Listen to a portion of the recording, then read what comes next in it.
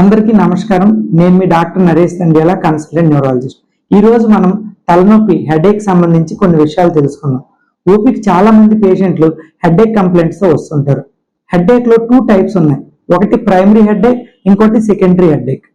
Secondary headache గురించి ముందుగా తెలుసుకోవాలనుకుంటే, మెదడులో ఏదైనా ప్రాబ్లం ఉన్నప్పుడు, అంటే స్పేస్ ఆక్యుపైయింగ్ లీజన్, ఒక ట్యూమర్ ఉన్నా, లేదంటే మెదడులో ఎక్కడైనా చీము పట్టినా, యాబ్సెస్ ఉన్నా, లేదు అంటే మెదడు చుట్టూ ఉన్న పొరలు ఉంటాయి, మెనింజెస్ అంటాం, వాటికి ఏదైనా ఇన్ఫెక్షన్ వచ్చినా, లేదంటే ఇన్ఫ్లమేషన్ అవి వాసిపోయినా, అలాంటి సందర్భాల్లో పేషెంట్లు తలనొప్పితో బాధపడుతూ ఉంటారు. ఇవి కాకుండా మెదడులో ఉన్న రక్తనాళాలు ఏమైనా చిట్లిపోయినా కానీ తలనొప్పి రావచ్చు. వీటిని సెకండరీ హెడేక్ అంటారు. ఇవి పేషెంట్ తాలూకా ఆరోగ్యానికి చాలా ప్రమాదకరం. ఇవి కాకుండా ప్రైమరీ హెడేక్ అని ఇంకో కండిషన్ ఉంటుంది. దీనిలో మెదడులో పేషెంట్కి ఎటువంటి ప్రాబ్లం ఉండదు, కానీ చాలా తలనొప్పితో బాధపడుతూ ఉంటారు. చాలా ఎక్కువ మంది పేషెంట్స్ తలనొప్పితో బాధపడే వారిలో ఈ ప్రైమరీ హెడేక్ బాధితులే ఎక్కువ మంది. సెకండరీ హెడేక్ అంటే dangerous headache. Primary headache patient taluka quality of లైఫ్ని ఇబ్బంది పెట్టినప్పటికీ కూడా అది అంత డేంజర్ కాదు. మరి ఏది డేంజర్ అని ఎట్లా తెలుసుకోవడం? So what are the danger signs for the headache? Danger signs ఏంటంటే, ఏ పేషెంట్కైనా అంతకుముందు ఎప్పుడూ తలనొప్పి లేకుండా ఒకేసారి చాలా sudden severe headache or worst headache of their life అని చెప్తే అది చాలా డేంజర్.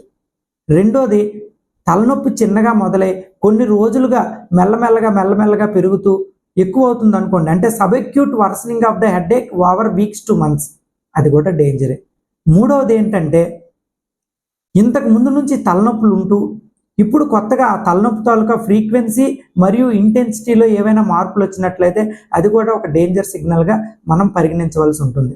ఇవి కాకుండా ఏదైనా పేషెంట్ తలనొప్పితో పాటు కొంచెం చూపు మందగించడం, లేదా ఒక వస్తువు 2 వస్తువుల్లా కనిపించడం, అంటే దాన్ని డబుల్ విజన్ అంటారు, అలా ఉన్నా, ఇవి కాకుండా తలనొప్పితో పాటు వాంతులు అవుతున్నా, వాంతులు వచ్చినాక తలనొప్పి వస్తున్నా, లేదు అంటే తలనొప్పితో పాటు జ్వరం కూడా ఉంటున్నా, ఇన్ని కాకుండా 55 సంవత్సరాలు పైబడిన వారిలో కొత్తగా తలనొప్పి వచ్చినట్లయితే, ఇవే కాకుండా పేషెంట్ లయింగ్ డౌన్ పొజిషన్, అంటే పడుకొని ఉన్న పేషెంట్ నిటారుగా నిలబడినప్పుడు తలనొప్పి ఎక్కువ అవుతున్నా, లేదా కొత్తగా తలనొప్పి వచ్చినా, లేదంటే ఒక తలనొప్పి పేషెంట్ నిద్రను డిస్టర్బ్ చేసినా, లేదంటే పొద్దునే లేచిన వెంటనే తలనొప్పి వచ్చినా, లేదు వంగున్నప్పుడు కానీ ఏదైనా బరువు లేపినప్పుడు కానీ తలనొప్పి ఎక్కువ అవుతున్నా, వీటిని కూడా డేంజర్ సిగ్నల్స్గానే పరిగణించి మీ దగ్గరలో ఉన్న న్యూరాలజిస్ట్ని వెంటనే సంప్రదించడం చాలా మంచిది.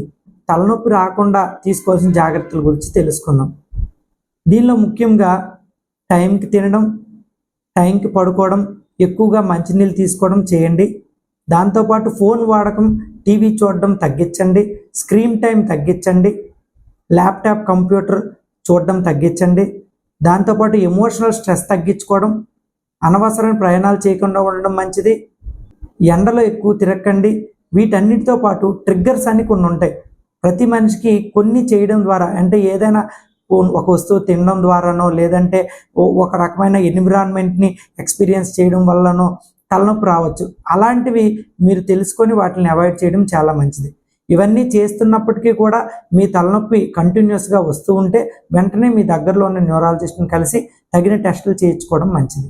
Thank you.